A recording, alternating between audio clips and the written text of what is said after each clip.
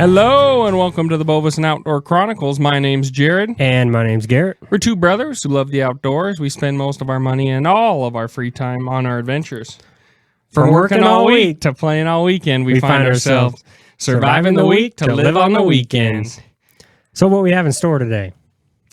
We're going to talk about some gear. Some gear. Gear like what you're wearing right now. Yes, gear like what I'm wearing, what you're wearing right now. It's 90 degrees outside. My house doesn't have air conditioning, but we're sacrificing for you guys. Doing it for the listeners. Doing it for the gram. This is a piece of gear we'll talk about today. Kind of one that we came into and has really been beneficial. Right, and I don't see a lot of other people doing that. Yeah, it's kind of our niche right now. So maybe we'll start something. Maybe we'll be called Goofs, but... Either way. Probably both. Both sides of the spectrum. Yeah, it seems like it's that way. So anyways, why don't you kick it off, Garrett? So what's your... We do a diverse amount of adventures, right? I mean, we waterfowl, upland, big game. Fish. Yeah, upland, why we're doing big game, why we're fishing. Yeah, so our gear has to be able to kind of be flexible, right? Yeah, jack of all trades, master of none. Yeah, exactly with our mantra.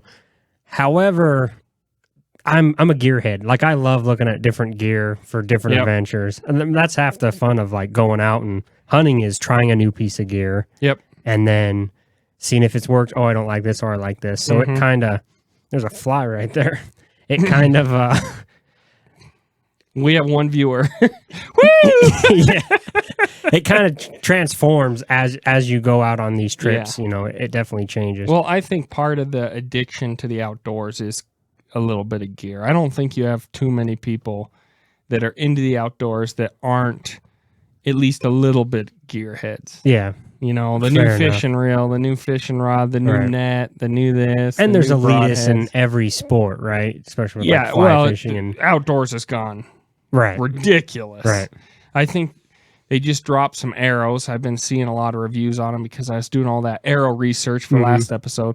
And they're like $250 for six. For six? Six. They're just super high tolerance to all this stuff. I don't know if you can justify you shoot that much. Are they spit on by the Hawk Tua girl? Like, what makes an arrow? Maybe we should call her. We can go into business. Hawk Tua arrows. What can you do to an arrow to make it worth that much? Same thing with like a steak, even like at a fancy restaurant, paying $100 for a steak. I get that if you don't eat steak, but we've been butchering cows. We've been butchering a lot of big game. We eat a lot of steak. So I don't think you can dress up a steak enough to have it worth $50 would I'd probably be like, nah. Well, same thing with the arrows, so like same. What can you do? I agree. You know, it's for that guy that wants the best. Yeah. Because the payoff to features ratio is way out of skew on that one, but it's a status symbol. So we kind of wanted to go over basic gear, not our gear in particular, just kind of a basic loadout, what we think you need, to get started, all that. And then we're going to pick out some of our favorite things that we have that are either part of that general group of gear or some outliers that it's like, yeah, you don't need this, but this is a luxury item, and this is something we found that really does help. Helps out. And I just want to say to everyone watching our video or listening to us, we're not sponsored by anyone. So yet. Yeah. What we say, it's just what we've tried and true. Yep. So you want to kick us off? Or you want me to start? So basic lineup. You're getting ready. Season's about to start. Upland first. What are you wearing for pants? Well, me personally, I like those Numa 4-way stretch pants. But I like the old Numa, not so much the new Numa. They're a different material. Yeah. I've kind of got these grandfathered in pants. But I guess for me, let's say you were showing up on day one, and you want to go. What's the first thing you need before you leave the house? And I ask you every time when we get about a block away. You got your tags? You got your tags. Number one, you need your tags. If you're going to go hunting, You can stop and buy a gun on the way. You can gotta buy have bullets, you can buy guns, or you can buy tags. Yeah. But most of the time you're leaving, it's, No, what you're talking about, we always leave it like right when we're supposed to. Yeah. So I would say tags is number one. That rolls me into a kill kit, is what I call it. And at first I just kind of had the stuff I would butcher animals with, whether that be birds or elk, randomly in my pack. And now a bit of advice, I just got like a little bag. You can get a little backpacking organizer bag or a little pencil bag, and I throw my stuff in there. That's coming useful. I mean, we kind of found that out. Otherwise, you just put it in the compartment of your backpack. Yeah. And okay, you're gutting, and then you take all this stuff out. But with that, it's like You just grab it. it's all in there. And then even if I shoot something, you can just grab your kill bag and you can come gut my animal for me. Yeah, that's usually how it goes. Hey, you're good at it. Oh, I need to lay down. I'm not feeling well. Jared, can you take care of it? I got a system. Yeah. So and then in the kill kit, the basic things: knife. If you're doing bigger game, probably a saw, something to split hips or ribs with. So let's talk about the saw a little bit. Do you have your kill kit here? Yeah. Yep. So I just want to highlight. Will you get out here? This is it, right here. Pretty This official. is a Sea to Summit Cordura bag. I don't believe it's waterproof. It's an extra small, but it's very thin, light material. And that's one thing I didn't want to pack a lot of weight. Right, I or want space in your backpack. You could do this with a Ziploc bag. You really can. I'm just bougie like this. Yeah, mine's actually in a Ziploc bag. Is it? Where my fire stuff is, yeah. All right. So, saw. You wanted to know saw. So these are saws. We've got them quite a few years back. Check and see if I got mine clean. Gerber. And nice hook on it. In my mind, we got these a while back. We've used them. Well, then I'm like, I want a big saw. We're going after bigger animals. But what I found is with a longer saw, you get a longer pull and push, but it kind of more Pokes into the the guts. animal. Yeah. Pokes in the gut. So this saw, I just praise it's the right size where you can just really work that bone and not worry about.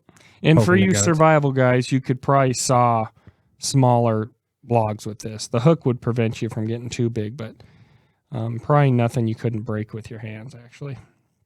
But yeah, I think this saw does everything you need to in a saw, especially for pheasants. You really can just get in there. And you're not carrying a ton of weight either. No, it's light. It comes with a little clip or a little bag. I just keep it in. I must say I'm impressed that yours is damn clean. We'll see my next knife. I don't think that one's clean. All right, next thing in my kill kit would be the knife. What do you carry for a knife? What do I traditionally carry? What do I carry now? What do you carry now? Havalon. What do you traditionally carry? Old hunting Western. Have a knife. No. I carry a Havalon. In fact, I think it is dirty. This is used. Some feathers on there, probably from turkey season. Yep. So I'm not going to flip it open because it's kind of gross. But there you go. I like it in a pouch. I know you'd say that's extra weight, but it also holds my spare blades in the back. And that's the point of the Havalon, right? You can have that sharp edge. Your blade gets dull. Pop a new blade And in. also, excuse the feathers, I don't carry the metal one. This is plastic, really light.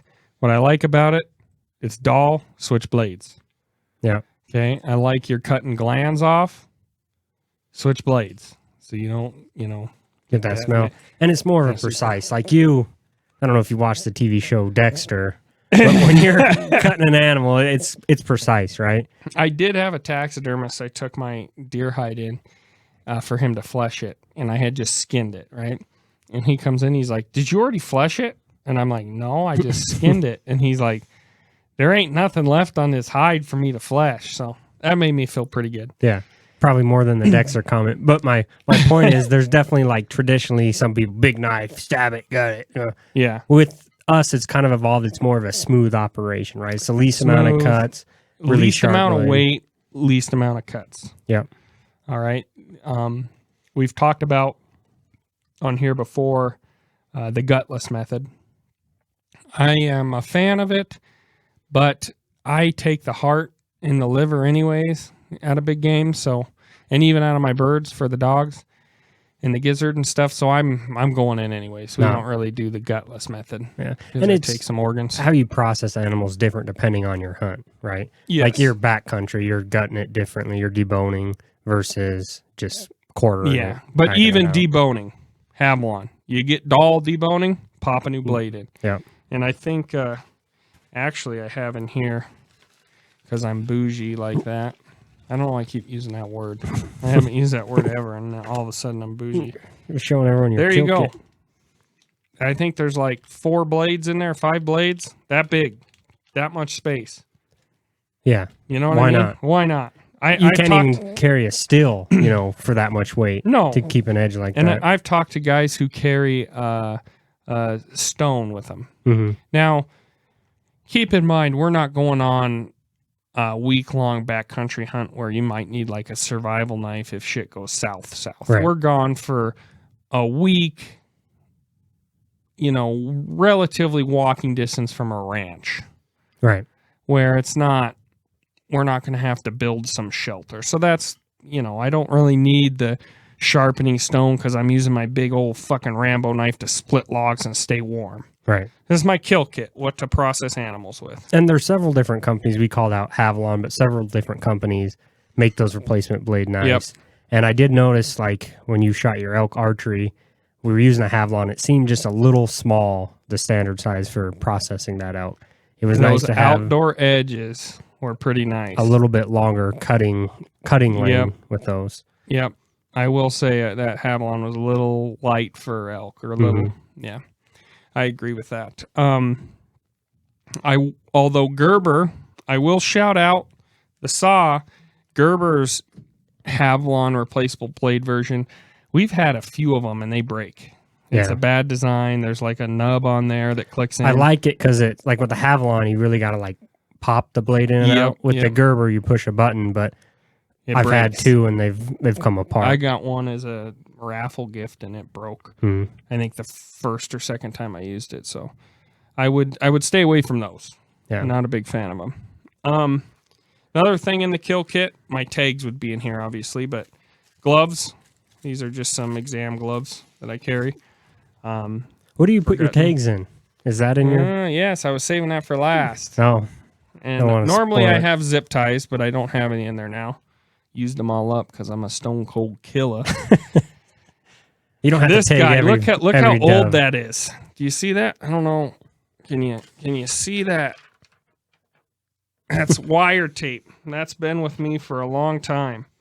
Wire tape. Tape your tags on a foot, an ear, an antler. Attach your tags to the animal. State of Montana. All right. This is the special drum roll. Does anyone know what a doob tube is? It's to put your doobies in if you like to smoke weed. This was actually told to us by a game warden. Yeah, so Montana, if you're in Montana, they went to the paper tags, which is just like plain printer paper. Yep, and they suck. They They suck. get wet, they dissolve, Yeah, they run through your washer, and they're gone. bulky, right? So you're just They are always bulky. scrubbing them down, shoving them down in your pack, so they just don't Torn get up. Yeah. and yeah. So we were talking to him about, hey, this sucks. And he's like, I know. Do you want a doob tube? And we're like, what's a doob tube? And this is in the middle of nowhere. What do you mean, Mr. Officer? Yeah. And he's like, I get them off Amazon. You put your marijuana in them. But what they work really good for, and I got these like a 100-pack on Amazon for, I don't know, years ago, but cheap. Very cheap. You just squeeze them, they pop open. Can we get a little ASMR with that Try pop Try on it. the Ready? mic? Ready?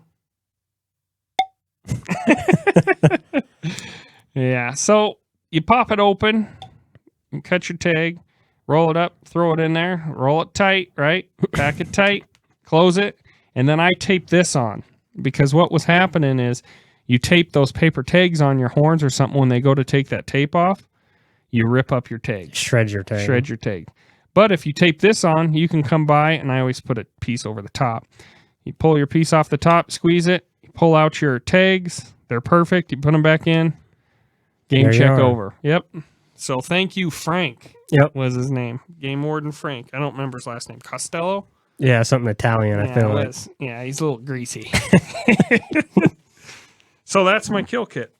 Anything in your kill kit that's different? Pretty much the same, just mine's in a Ziploc. I can't afford the expensive Sea to Summit. Sea to Summit. I'm a fan of Sea to Summit. Spider Silk. You know what, Sea to Summit? Why I became such a fan of theirs? Why is that? My sleeping pad that I got at a bargain cave in Cabela's. I don't remember the version of it, but that's been solid. And I've had that for years. Yeah. No holes, no nothing. Knock on wood. Knock on wood there. And so that's kind of what started me buying Sea to Summit stuff, is it seemed like their stuff held up. It wasn't cheap. Yeah. Cheap stuff. So I have a couple of their compression sacks, and they do well. So that's my kill kit. So you have your kill kit in your backpack. What else you running? Let's go down the list. In my backpack, you mean? Or just overall? Well, backpack. So kill kit's in your backpack. What other items are you carrying in your backpack? Survival gear. Survival gear. So what a is little your big. Not survival? a lot. Like I said again, it's not. I don't feel like it's a little bit different if I'm doing some backcountry stuff where you're 20 miles in. Okay. All right. And some other fancy mesh bag. Well, so one thing we like, and I believe you have one to show, are Badlands packs. We've always liked them. They are on the heavier side. The one I have squeaks. I'm not a fan of, but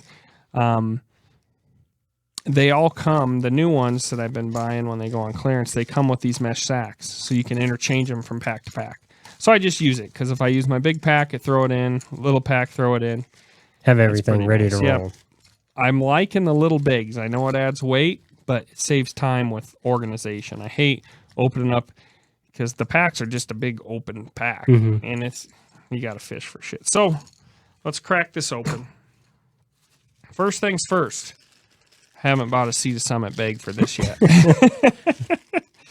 This, you guys, I don't know if you can tell, this is just a little fire brick. You break off a corner, you start it, helps start a fire. I always try to keep, I think the experts say 3. I don't know how many I have, but a few different ways to start a fire. All right. Next is going to be... What is that? What is that? Maybe it's a dried worm. This I've braided together because it's takes up less space. I think you must have too much time on your hands. Yeah, this one Holly and I were fighting, and she put me in timeout, so I braided this. But this is just an extra bootlace. Okay? Yeah, break a bootlace, that sucks. That day sucks. So I always carry an extra bootlace. Right here, emergency whistle. We don't need that. Okay. Little compass on the end, and then it's got a ASMR. It's got a little matches in there. Strike anywhere matches. Can I ask how long you've had that? Dad, I think this is just one of those cheapy ones you can get at Cabela's or Kmart or Kmart. Sears, Yeah, that probably dates the... It's a whistle, a compass. Oh, and on the inside for planes, it's also got a little mirror. No, sure not checking your makeup, making sure you're... Yep. I don't like looking at myself in the mirror. Gross me out. So I've always carried that. You should carry a whistle. Helps when you're lost. Compass is good when you're lost. Mirror for planes. And then really what it is it's a container for my matches.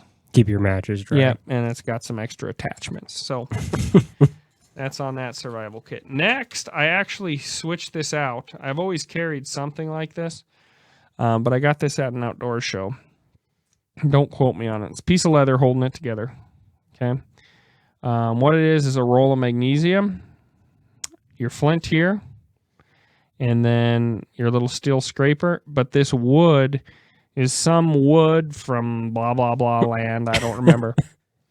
But it burns really hot and it's easy. So what you can do with this that I like, they're expendable, but it would take a while. You can carve off some of your magnesium, carve off some of your wood, get some dry wood shavings, and then light it. Everything you need in everything I need in 2 little pieces. So I carry that now. I used to carry a flint and dryer lint, which was good, but dryer lint kind of smolders, but it still helps. Like we've started plenty of fires with dryer lint, but this is worked a little bit better than the dryer lint.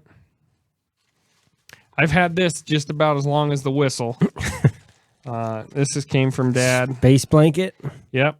Emergency blanket. Space blanket. Just a fold up one. Whatever you need it for. They're tiny. Always carry it. This you don't have to have. I carry mine. I use my phone a lot now. Right. But if my phone runs out of juice, I know no matter where I'm at, this is getting GPS. Sometimes my phone doesn't. Right. So I do carry a little Garmin GPS. This is the Organ. And you have a smaller one. Yeah, Dakota 20, I think. Yep. That we use quite a bit. On to some fire starting stuff. I use this Pyro Putty. And I got it. It's the winter blend because usually it's cold when we're trying to start a fire. And it's kind of cool. It smells like like mint gum kind of. It's just a bunch of like flammable oil in like cotton gauze. And you break a little piece off and you can like mold it to a stick and you light it and it stays and burns. So not only are you starting a fire, but you're having fun playing with it. Yeah, and it smells good, right? You chew a little bit. Do not recommend. Good old Bic lighter. Town pump. Yes, you never know. And then last but not least in mine, because of asthma, I do have an emergency inhaler. It's probably expired, doesn't work. That's probably from like 5th grade. I don't even... it still works! That was probably the last puff. Yeah. So that's my survival kit. Do you have one to show? I don't have my full survival kit with me, but this is just my fire. So I got a lighter in there, in a Ziploc, because I want to get sponsored by Ziploc, evidently. A little torch. Nice. And then this stuff, 2 flints, that same thing that you were talking about with magnesium, a fire square. And then this stuff, Quick Survive. Mm-hmm. We just kind of started to try it, and it works pretty good. If you have a fire now, sparks, you actually have to open up the plastic, but if you have like an actual flame, you just hit the thing. And so I'm carrying that, but 3 different ways. Got my fire brick, got the squares, and then I got my flint with my magnesium and torch. Maybe that's 4. Maybe it's 4.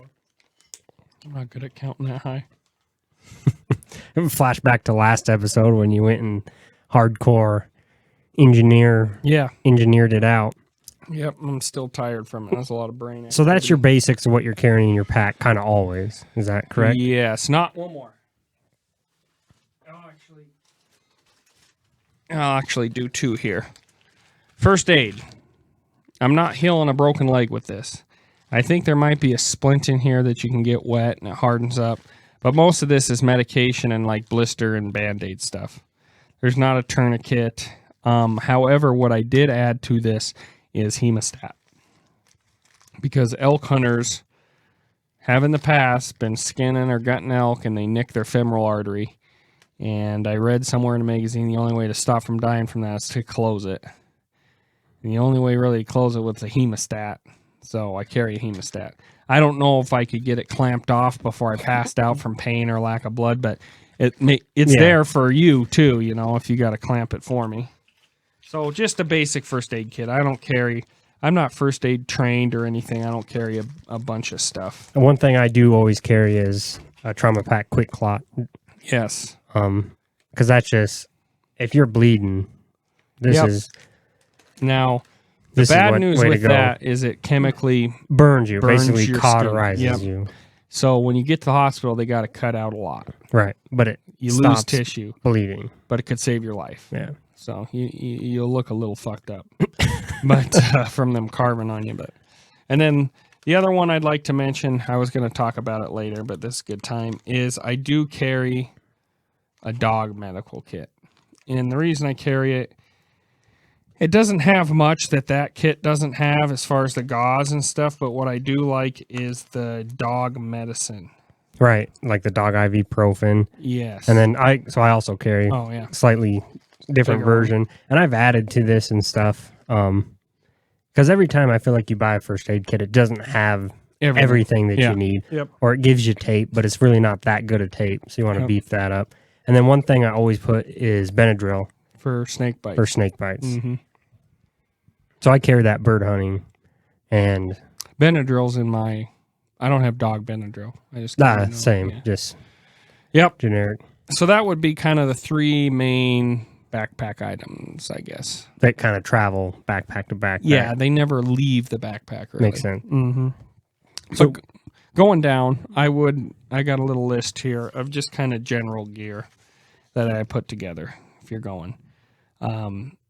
We talked about tags, we talked about the kill kit, we talked about the survival gear or whatever, and we talked about the first aid pack. I think you need a nice pair of boots if you're doing any kind of walking. And then with boots, you need 2 pairs of socks. You need a liner and you need a normal sock. And that'll save you a ton on blisters. And so dive into the thought behind that a little bit. The liner stays on your skin and the sock rubs on the liner. And so you don't get that friction on your foot. No friction on your foot. I don't want to say no. Well, it reduces the amount. Greatly. Yep. Right. And I used to hunt 1 pair of socks. I don't need 2, And then I would tell you, I'm like, double up. I'm like, no, it'll be fine. And then through years of, okay, I got some hot spots. Okay, I got some blisters. And now it's like I can't go out, even if it's a hot summer day, liner and sock. Yep. And the liners are thin. I don't think it makes it that much warmer. Definitely better than blisters. But then, so we talked about socks. You're going to need a base layer, mid layer, a warm layer, and a rain layer. And that'll allow you to do everything. So traditionally, it was like we'd have a heavy pants, a heavy coat, and then we've evolved to where it's all about layering. It's a layer system because as you push your body, you generate more heat. As you sit down, you lose heat, so you have to be able to get warm, but then be able to cool off. Because the worst thing is if you're pushing yourself, you get sweaty, and then you stop moving, then you get wet, and you're cold. Yep. So by going into a layering system, we found out that it's just so much more effective at kind of pushing yourself and pushing where you can go. Regulating that body temperature. Right. Mm-hmm. Most of the time, I think I hunt in just my base layer. If we're moving. If we sit down, I throw something on. When we get up, I take it off, put it in my pack, and I'm just in the base layer. Right. And you're a big advocate for wool. Big time wool guy, yep. And we've talked about that previously, just kind of the smell and then the breathability of it. Mm-hmm. What do you wear for underwear? I ordered some wool underwear I wear. How is that? Is it itchy? No. It's like merino wool. I mean, wool's come a long way. Yeah, with fibers. But I will say this. They're not sturdy. I've had them for 2 years, and they're pretty worn out just from use. Like, so what it is it's like spandex, right? Or nylon or something. And then that wool is woven through that. Oh, okay. Well, from friction and walking, anywhere where it rubs, that wool's, they're like kind of see-through now. That wool's rubbed out of there. I don't know if it's that they're brand. Kind of see-through now. Just on the butthole. Damn. Maybe it's not from rubbing. Yeah. But, well, I just need to highlight this because last year I've just used cotton underwear, right? What I normally wear. And last year it was like 100 degrees bird season and we walked our asses off. Yeah. And I started chafing really bad. So I need to highlight this butt paste. Yeah. Save my ass last year because you're on like a 4-day hunting trip, walking nonstop every day.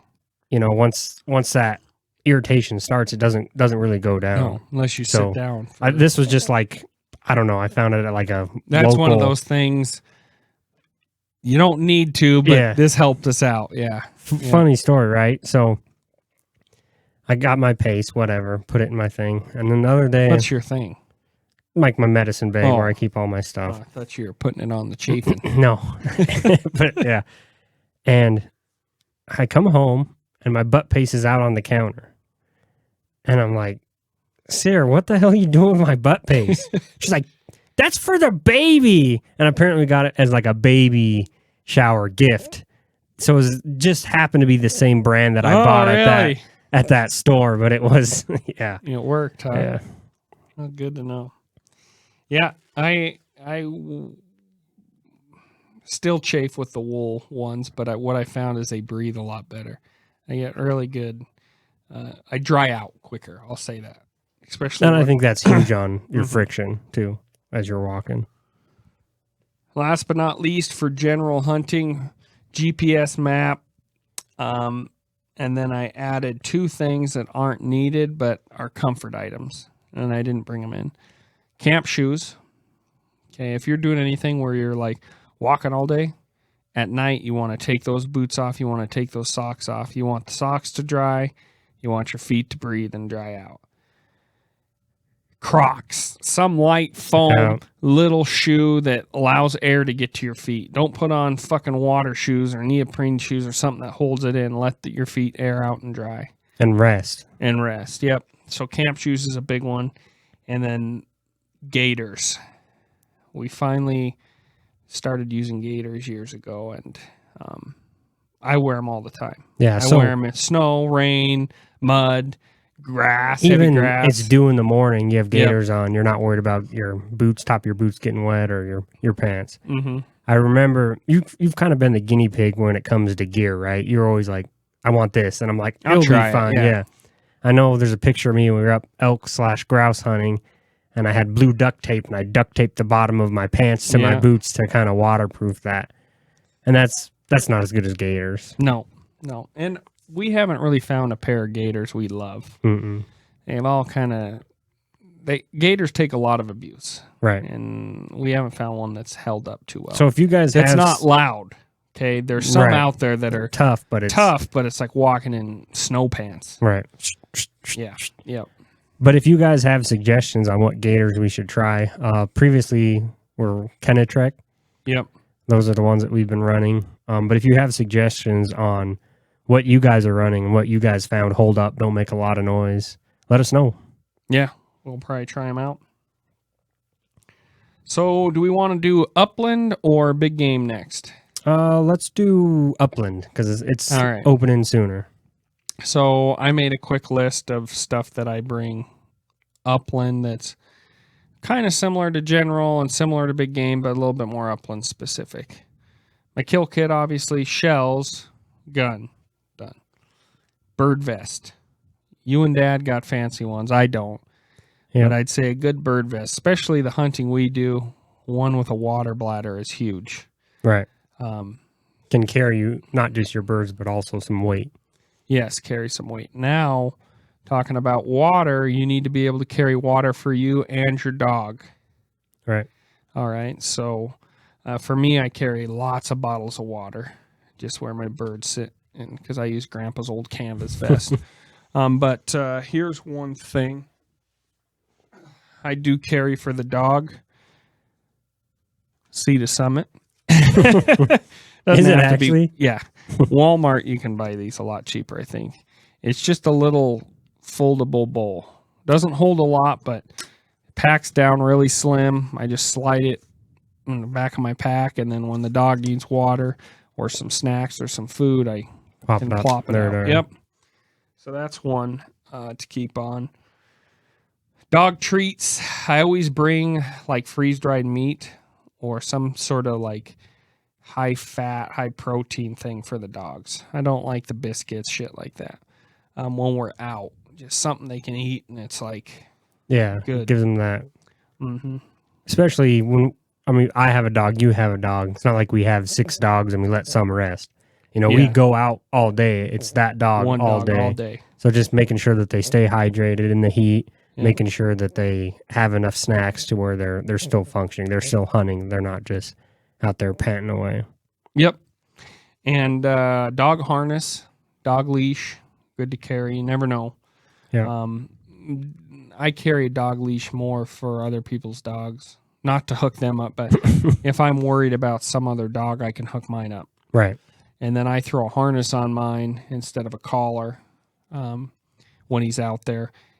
Upland, it's just a thin, like, padded. It's not a full chest harness or anything.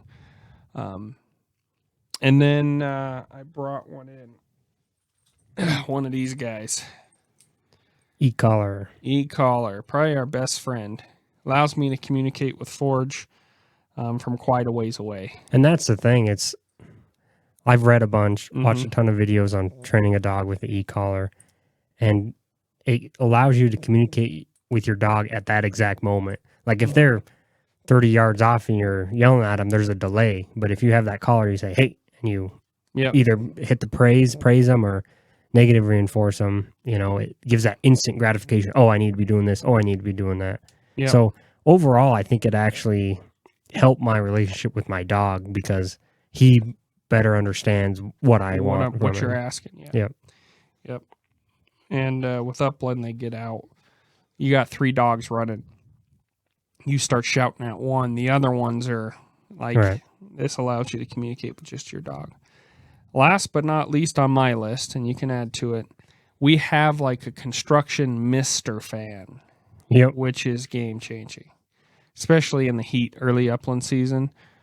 It's battery powered, and we bring a couple of jugs of water, drop the pump end in, and it sits there and blows air and mist and cools those dogs off real fast. And yours is a half, but lab. Yes. So they're not hot weather dogs. I mean, they can be, but not really. I mean, they have that thick not coat.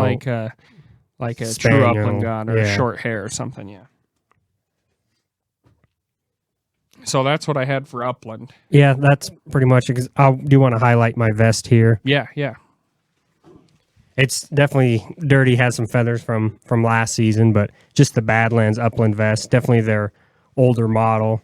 But as Jared was saying, able to take that water hose and stuff, just been huge. And carry your shells on the side. And I mean, I just have a pocket full of shells when I go. So it's on my Christmas list. There's definitely a whole level of intensity when it comes to bird vest, because I'm like, it's a bird vest. How much can it cost? And I bought that used, I think, for like $50 at a pawn shop.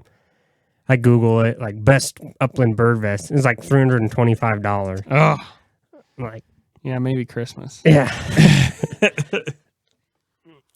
As everyone, a lot of people just bird hunt, right? So a lot of people just elk hunt. So when you try to do a little bit of everything, it's a lot of money. It's a lot of money. Although you can use the same knife. So yeah, there you go. Saving money. All right. Let's jump over to big game. Archery and rifle. All right. We don't do shotgun. Nothing against it. We just never done it. Kill kit. Bullets, arrows, gun, bow, release. When I say arrows, I mean knocks and broadheads and all that shit. Included. Orange if applicable. All right. If you're bow hunting, you probably don't need orange, depending on how the seasons overlap. Next one. Big one.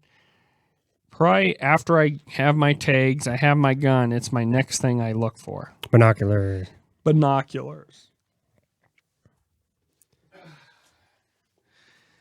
I've seen a lot of these. I think kind of our region, what have they gone to? Just sold the Yeti. What's that? Stone Glacier. Oh, everybody's got Stone Glacier stuff, and I don't know if their stuff's great. Or to me, it seems like the elitist hippie train. I've had this guy forever, and you would have had yours forever, but I melted yours trying to dry it in the dryer. But I'll admit it. This pack from Badlands has been awesome. There's even a strap you can get that holds a water bladder if you just want to carry your binos in a water bladder. I like it because it holds number 4 on the list, which would be a rangefinder. So you know how far you're shooting. This holds your binoculars. And then what I really like are these 2 side pouches. I've seen a lot of these where they start getting these modular packs and they just get huge. Almost like a utility belt. Yeah, like a bat belt. But what I keep in here, I don't It's not full. I usually keep a bottle of that dust for wind direction, which I was against at first. It's like extra weight. Do you really need that? When it's rainy, it's hard to get wind. Everything's wet. The grass is wet. Ground's wet. Well, especially bow hunting too, right? Yep. Rifles less, but like bow hunting, you have to get in close. You have to know exactly which way that wind's going. Yep. So I carry a little flashlight because I've had it before where it got dark on me and I didn't have a flashlight. So I always keep a little one in there. This side or that side, I probably keep a collar too. This side, I keep bullets, a few bullets, whether it's for my handgun or my rifle. And then I always bring an old timer or a little pocket knife, whether you're cutting lunch, cutting some paracord, anything like that. That's kind of my chest rig, my go-to. And so I have the same chest rig, of course. Yep. Definitely a newer condition. Yeah, this is... I will say the negative thing on these chest packs is if you try to belly crawl with them, this bottom thing pops open and you drag your rangefinder. Yeah. But usually if I'm belly crawling with it, pop it off. I take it off because at that point I'm close enough where I'm like, right, I don't need any of this, Or if I need my rangefinder, I put it in my pocket. So right. So same pack, of course, with mine. In this pocket, I always carry my little Dakota 20 GPS, always in that pocket.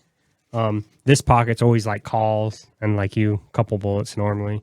But one thing I do want to highlight here is a special holster I ordered from Vanetti Holsters, and I just found them through Facebook, I think, online.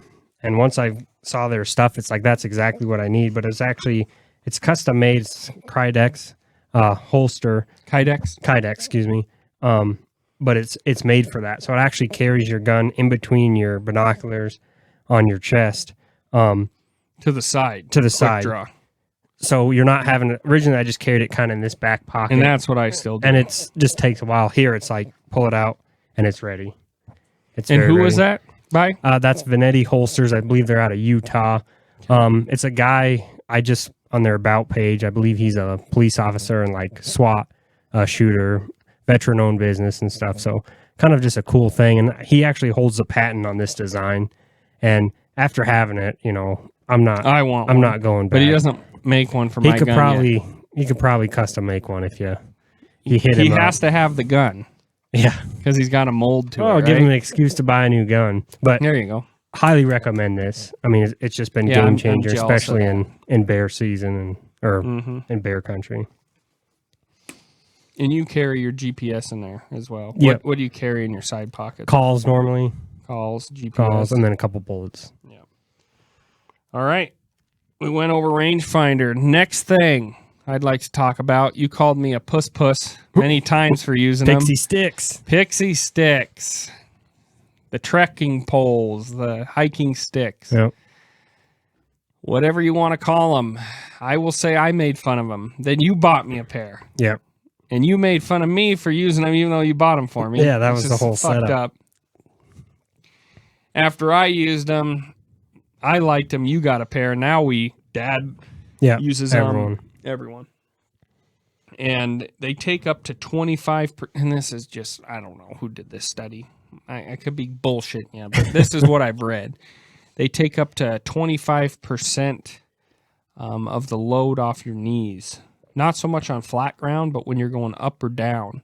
Because you can pull with your arms or you can push with your arms going down. What I've noticed is as you get tired throughout the day, your knees kind of get weak. They just give you that extra stability. You're stepping over a log, you don't have to balance in your knee. You can balance with that stick. And that's just been so huge. Yeah. And if you're carrying any kind of weight. Especially if you're carrying weight.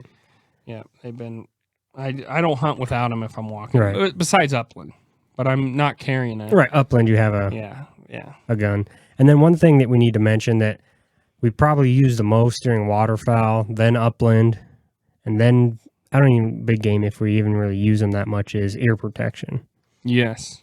Because I remember waterfowl hunting a log jam before, and right next to you, it gets pretty loud, hard to hear afterwards. And we were both drummers, so our hearing's not best on the spectrum, anyways. But originally, I had like those Walker noise canceling earbuds, and those work all right, but after wearing them all day, they really kind of hurt my ears.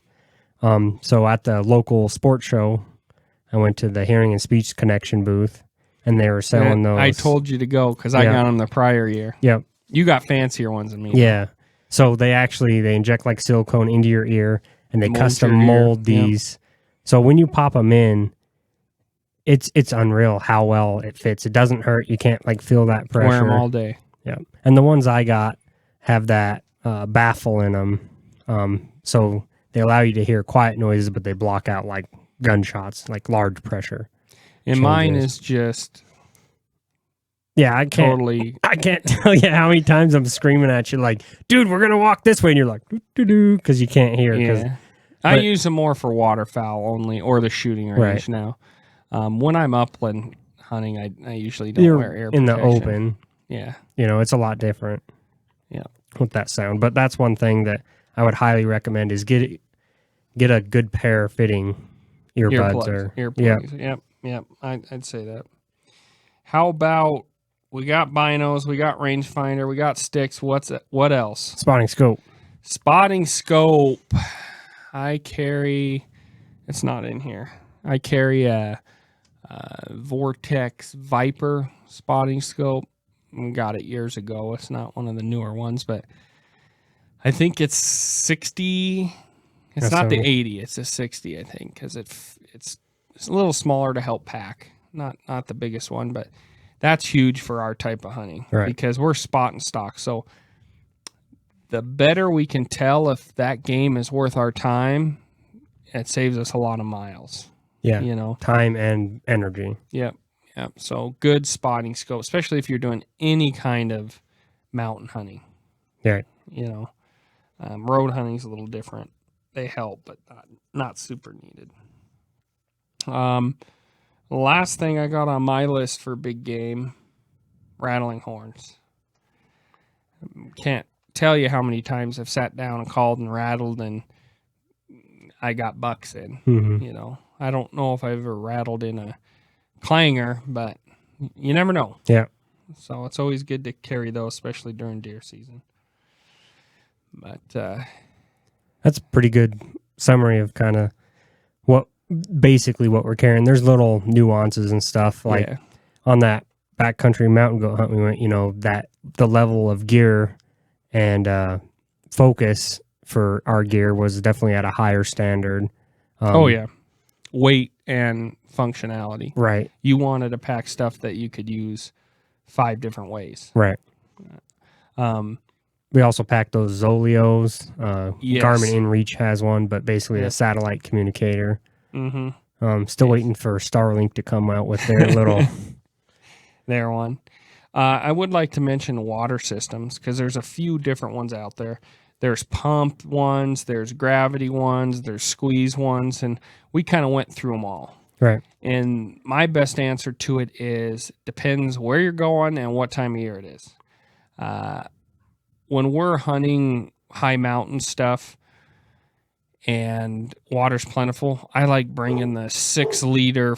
I like bringing the 6 liter jug that you fill up in the creek and let hang at your base camp that just pitched. Gravity feeds 6 liters a day. You get back to camp, you have 6 clean. You fill up another 6 dirty, hang it, use that, right? Yeah.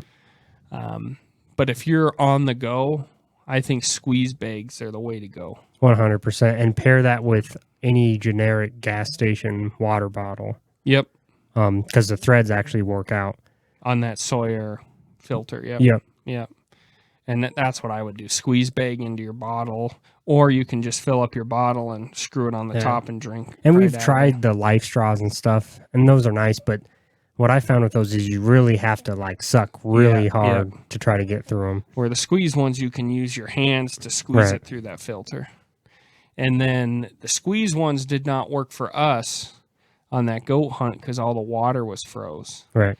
And we were so high, there wasn't any place to scoop water to fill them up. You needed to melt snow. Or when we went previous, before it was totally froze, there was a little trickle where you needed some kind of pump. And the guys that we were with had a pump thing where they dropped their end of their tube in and they pumped and sucked it up.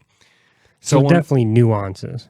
that. When we went on our goat hunt, we actually bought a siphon tube with a pump ball. Do you remember that? Yeah. And we packed that in case we found puddles or something we could fill our bottles up with. But that was horrible. We had a story for another time, but none of our water filter stuff worked there. And then another piece of gear that we don't use it every season, but we need it on that backcountry is those ice cleats. Oh, I'm glad you said that because I actually brought them in. Dad researched these. Yeah. They are Micro Spikes footwear traction by Katula. I think that's how you say it. Anyways, I will say these are the best ice cleats I've tried, and they kept us on our feet. I did leave a set or 1 foot on the mountain. Yeah, along with 2 trekking poles. No, I made it out with one, no, didn't I? You made it like half the way down with one, and then by the end it was I gave you one of mine. Because it broke. Right. I still had it. Okay. Because one went down a hole. Yeah, and then one broke. But this is them. They kind of have this rubber you stretch over your boot, and they got these wonderful chains and these cleats underneath. And I mean, you could walk on wet rocks, you could walk on logs. I felt like Spider-Man. Yeah. So yeah, that was definitely. We were definitely pushing those to the max of the stuff we were climbing down steep grade. Yes. You did lose one, but like I said, we were doing the absolute max with those cleats. Like, and it's not like no. Yeah. We put them through their paces big time. About pants you mentioned before, I got another thing here. The Numa pants we wear have these removable foam knee pads. They're marked right and left because I get them confused. Did you do that, or are they marked from the factory? The type of hunting we do, in the type of environment we do it in, these are awesome. All right. If you're in kind of high mountain, more spongy material, maybe these aren't needed as much, but I don't go anywhere without these because you're crawling in cactus and prickly pear and just shit that by the time hunting season rolls around, it's dry and everything's dead. Even, you're crawling around, a little rock right in your knee hurts. That hurts. But with these, it's like, yep. Keep rolling. That's one thing that I have to say. It's like, even upland hunting, I wear pants with knee pads just because it's nice. You're bent down working on the dog or something. Yep. You're just not worried about kneeling in anything. And then I just bought these, so I'll have you take them apart. Speaking of kind of backpacking, food and everything, these are utensils I just bought. You've had a set. Yep. Go ahead and show me how those work. So this back piece just slides like this. So this is like a food opener, potato pillar, I guess. Also a bottle opener if you're backpacking in some bottles, I guess. But it's called the Gerber Complete, kind of a play on words. Comes with 3 different utensils, spork, spoon, and like a little spatula. Nice, has a little silicone edge on there. So that's been nice, and plus they're so thin. It's really light. It's nice that it all packs together. And then one thing that's really nice about it is they fit together like this, and then you have tongs. So if you need to grab something, you can. I haven't used it yet, but I've seen you use yours. And and that's another gear thing. Yep. Is this needed? No. Probably not. But is it nice? Yep. Yeah, it's pretty nice. And it packs down pretty tight and little. Doesn't take up a lot of room. Looking for your spoon or your fork. It's all... For your ultralight guys, it's probably overkill. Yeah. They probably have a wooden spoon made of no, wooden. It's fucking basswood or titanium. But our gear changes a lot. Like, we're not even going to really dive into waterfowl on this episode because there's a whole nother portion of decoys and kind of gear aspect of that. And what is that? This is new. I got it for my birthday or Christmas. Okay.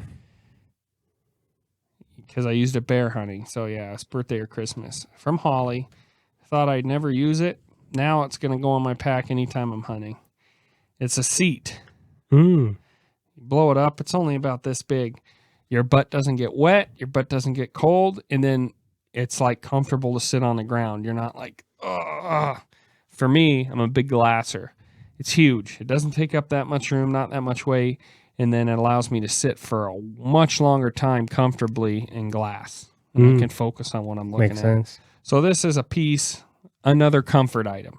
Right. All right. Well, even talking about like inflatable pads and stuff for backpacking, a lot of people don't like the inflatable pads. They like just like a foam pad because then they can kneel on it to glass and do all this other stuff with it versus inflatable. You really don't want to just put that on the ground, because you might pop it. So that's kind of a different avenue of getting that level of comfort. But I agree with you. When you're out glassing an area, being comfortable is huge. Even with the tripod to binocular adapter. I'm glad you brought that up. So we've been running Vortex optics, the Diamondback binoculars, I think. And I lucked out. My gorgeous, beautiful, lovely wife got me some Swarovskis for Christmas. So I haven't used them yet for big game season, but I can't figure out how to mount them to a tripod. They're an older version. And the Vortex are so much nicer. They have just a screw that screws in and you mount them right to your tripod.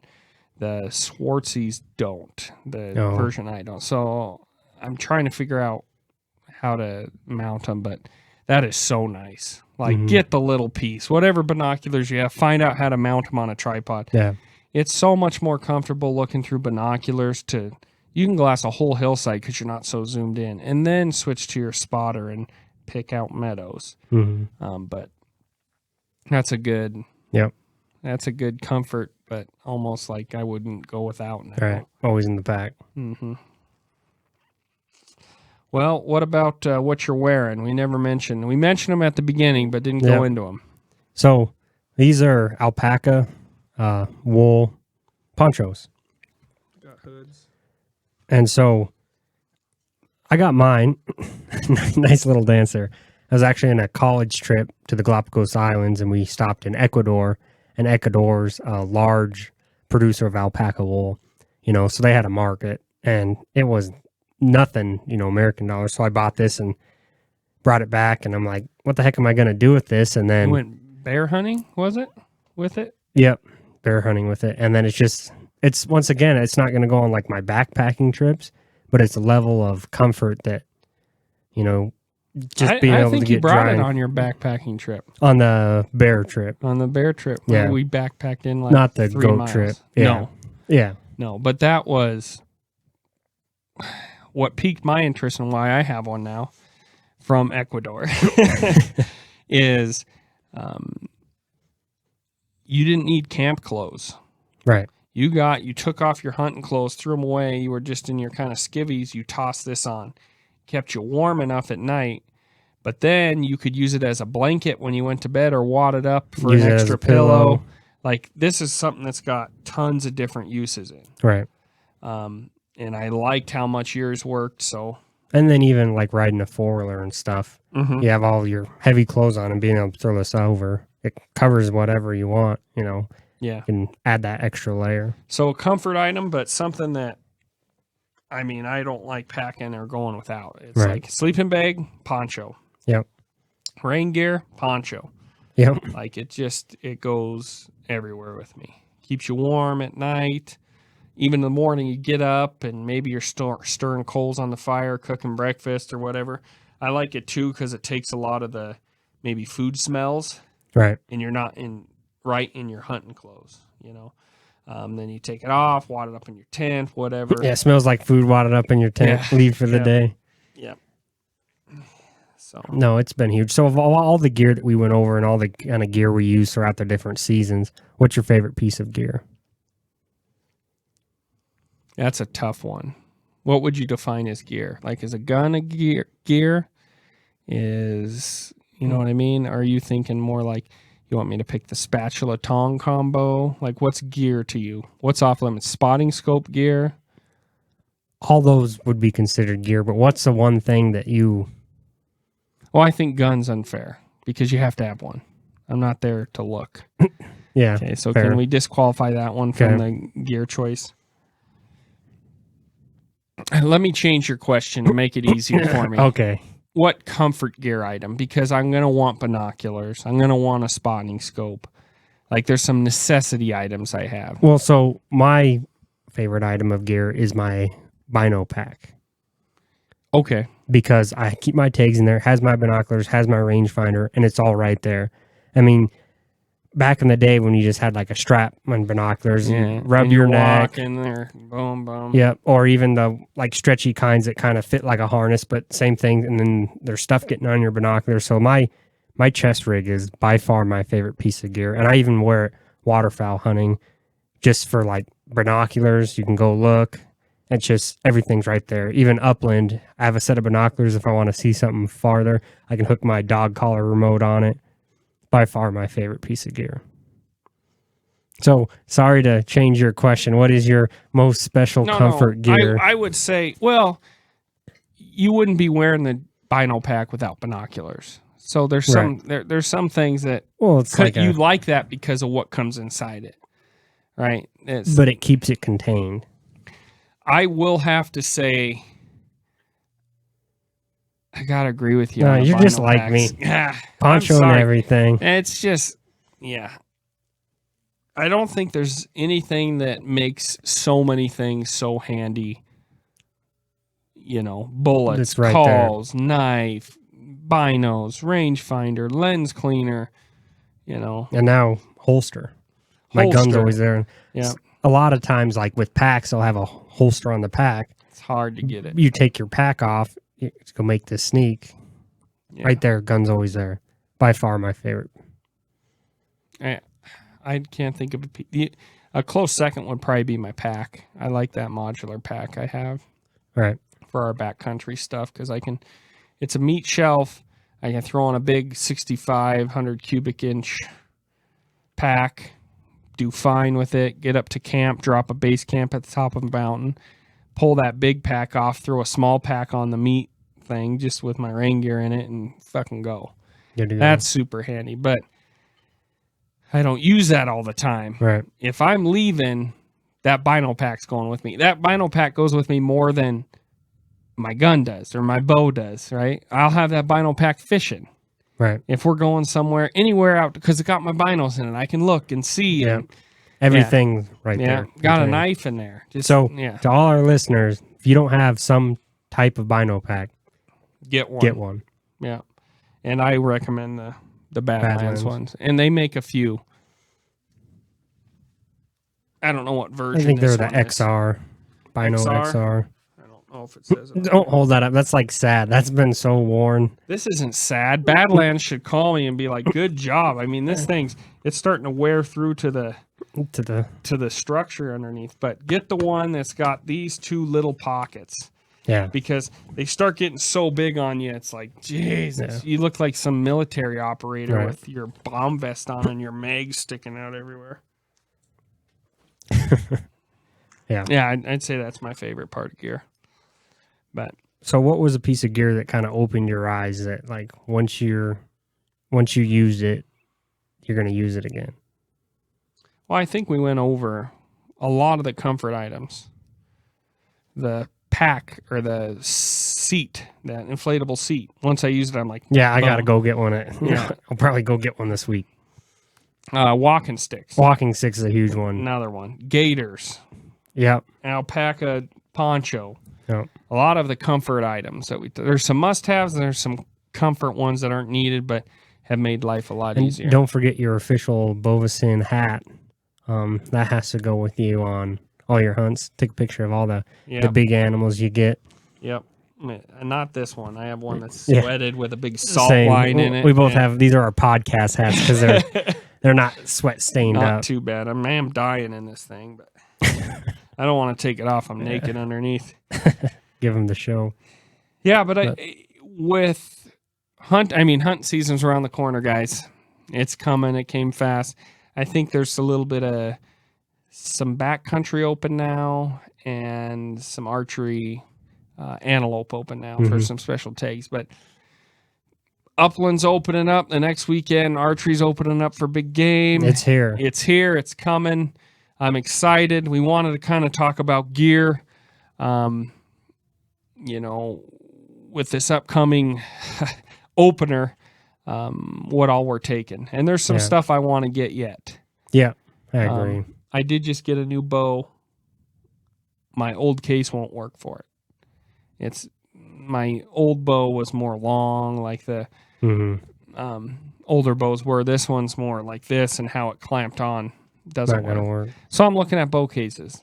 That's another thing. Holy shit. Well, I bought a brand new bow.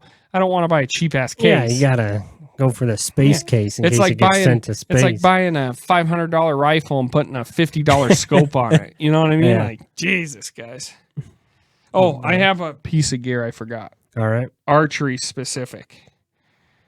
I don't know how I'm going to do this. Maybe with this piece of paper. It's the broadheads we shoot. Ramcats, 125 grain. Love them. Punch big holes. I think it's 1.25 inches. I think that's right. They're considered a hybrid broadhead. And we talked about them last episode a bit. Basically, these blades can pivot up. So they don't unfold. They're always out. But if that arrow were to pull out, it's sharpened on the back and it can cut coming out too. And you want your arrow to fall out. You don't want your arrow sticking in there. You want your arrow either going all the way through or punching a hole and coming out and letting that blood flow. Had great success with them. Got a double O-ring front and back to really center that broadhead in your arrow. And they shoot very similar to my field points. Very similar. It's hard to tell probably from that far away, but they don't have big fins. They have very small, almost like fighter jet style blades on them. They look like fighter jet wings. And they come back over your arrows. So your arrows will have to be a little bit longer. Otherwise, you'll nick your finger when you pull your bow back. But yeah, that would be the piece of gear I forgot. Would be my broadheads. Cool. Yeah? Cool. Well, thank you guys for tuning in. Be sure to check us out on YouTube, TikTok, Instagram. Sound more excited when you say that. OnlyFans? Yeah. Don't you know? YouTube, Instagram, TikTok. Come on, give us some hits. Got a guy. Check us out on YouTube. You're that way because you've been making those videos. Yeah. So yeah. They're still new to me. Yeah. You're like, oh wow, what did we post this week? Yeah. But be sure to check that out, and also interested in your guys' gear setup. What did you find that works for you? Yeah, comment. Always willing to learn and kind of try new things. I love gear. I love trying out gear. So yeah, let us know what you think's good. Tell us what you think we're using that's crap, and maybe we'll figure something out in the comment section or make another video on stuff we've tried, stuff we let go. Send us I bought an alpaca poncho from Ecuador and it's been awesome.